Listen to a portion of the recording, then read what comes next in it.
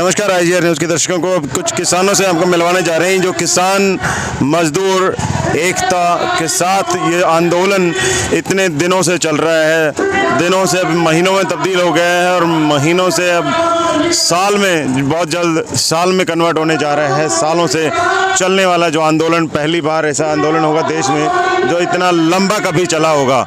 और यहाँ पे हमारे साथ कुछ किसान जुड़े हैं, बुजुर्ग किसान हैं, उनसे बात करते हैं कि इतने समय से आप लोग जो बने हुए हैं। राम राम जी आप सभी। राम राम। वाहिगुरु जी का खालसा, वाहिगुरु जी की फतेह। हमारा ज़िला फाजिल का, हमारा रहने वाला, मेरे नाम साधु राम है जी। मैनू इत्थे 5 महीने मैनू इत्थे हो गए ठिकरी बार्डर ते।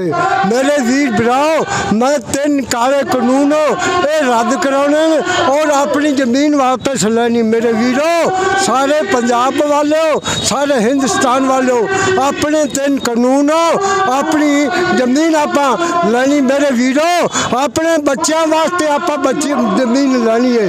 तुसी घरे ना बैठे रहो। सारे हिंदुस्तान वालों, सारा हिंदुस्तान और जिले वालों, सारे सलेम शाह, लादूका, राणे वाले, ये सारे आसे पासे पिंड दे वालों, अपनी ज़मीन वास्ते आपा इत्थे आना है। घरे ना रहो, इत्थे आ जाओ मेरी बहनों बीवियों, तुसी भी इत्थे आओ, अपनी हाजिरी दो ठिकरी बार्डर के पास अपने हक लैन वास्ते।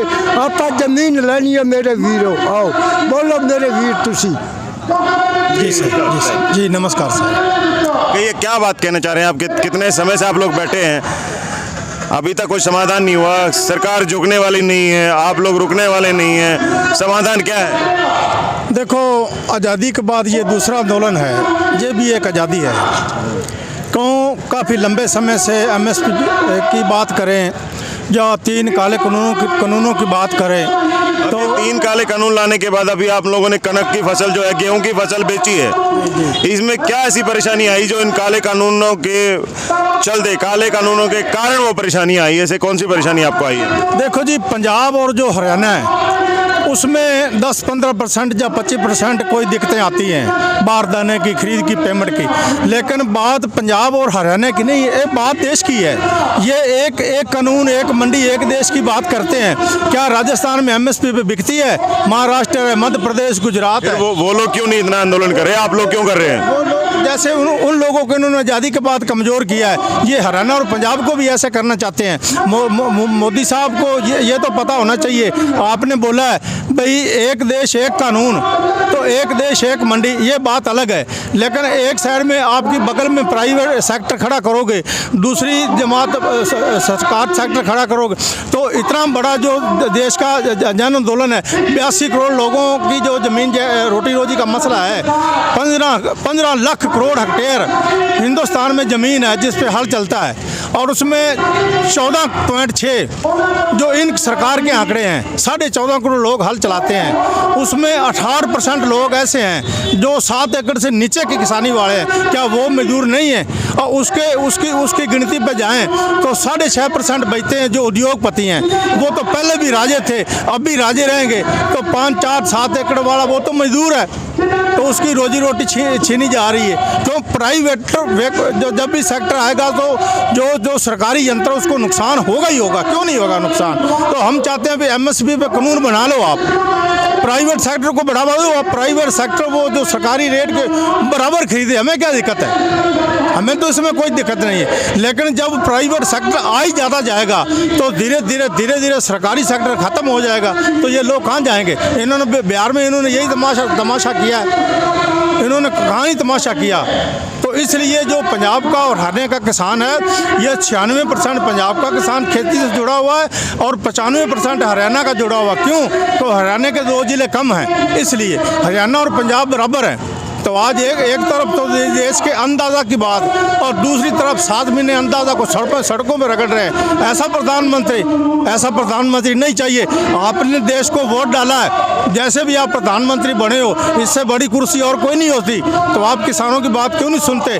आपने 29 रैलियाँ की है पश्चिमी बंगाल में जाके, और 26 रैलियाँ अमित शाह ने की है, 17 रैलियाँ राजनाथ सिंह ने की है, और जो आपके दरवाजे पे किसान बैठा है उसकी आप बात नहीं सुन रहे। 12 बार की बात चाहे तो ये 12 बार की 22 जनवरी को लास्ट बातचीत थी और 52.5 घंटे का समा 12 बार बातचीत 12.5 घंटे का जो समा लगा है तो उसका रिजल्ट 0।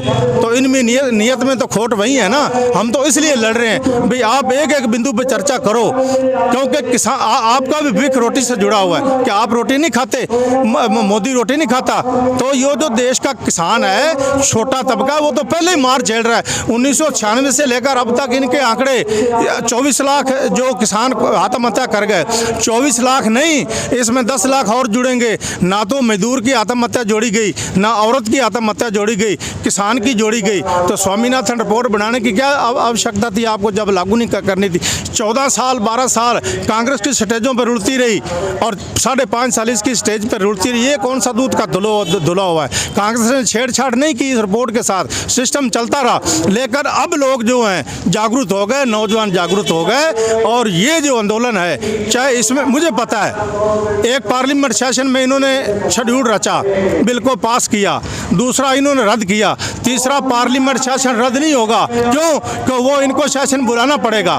तीसरा सेशन रद्द नहीं हो सकता, कभी भी नहीं हो सकता। ये देश का नियम है, ये संविधान में लिखा हुआ है।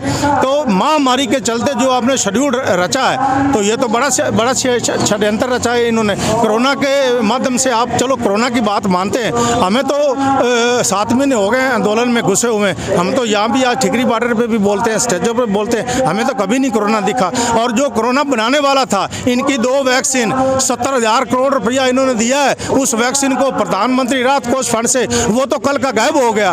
वो गायब हो गया, वो कहाँ गया जिसकी लैब थी? तो कोरोना कुछ नहीं है, नॉर्मल सी प्रॉब्लम है जो मानते हैं। और इन्होंने उस प्रॉब्लम, अब एक बात और सुनो, 135 करोड़ देश का जो अन्नदाता है, मजदूर है, कोई भी है, और 1,117 टैंकर इनके ऑक्सीजन के, ये ऑक्सीजन नहीं उपलब्ध करा पाए। जब दिसंबर में 12वें महीने में 100 डॉक्टरों की रिपोर्ट 60 बार के थे और 40 बार के थे और 60 देश के थे। तो जब उन्होंने बताया भी इसकी प्रॉब्लम आएगी अप्रैल मई में, तो आपने क्या प्रबंध किया? जब आपको 3 महीने पहले 4 महीने अलर्ट कर दिया जाए तो आपने कौन सा प्रबंध किया है? आप तो रैलियों में घुसे हुए हो। आपने तो ड्रामा कर रखा है। आप बोलते हो इलेक्शन कमीशन को जो है इसको इलेक्शन नहीं कराना चाहिए था। आप क्या कर रहे हो? मूंगफली बेच रहे हो। आप देश के प्रधानमंत्री हो, जवाबदेह आप हो, इलेक्शन कमीशन नहीं है। इसलिए जो किसानों की जीत हुई है बंगाल में, मुंह पे करारत, इनके मुंह पे तमाचा लगा है और ये सारा टब्बर, सारा परिवार उन रैलियों में घुसा रहा है। और वो अकेली लेडी, हम तो उसको सलूट करते हैं, उसको नमन करते हैं भी वो अकेली लेडी, उसने लड़ाई लड़ी और जो उसने जीत प्राप्त की है वो भी है इसके किसानी आंदोलन का हिस्सा। धन्यवाद जी, बहुत बहुत धन्यवाद।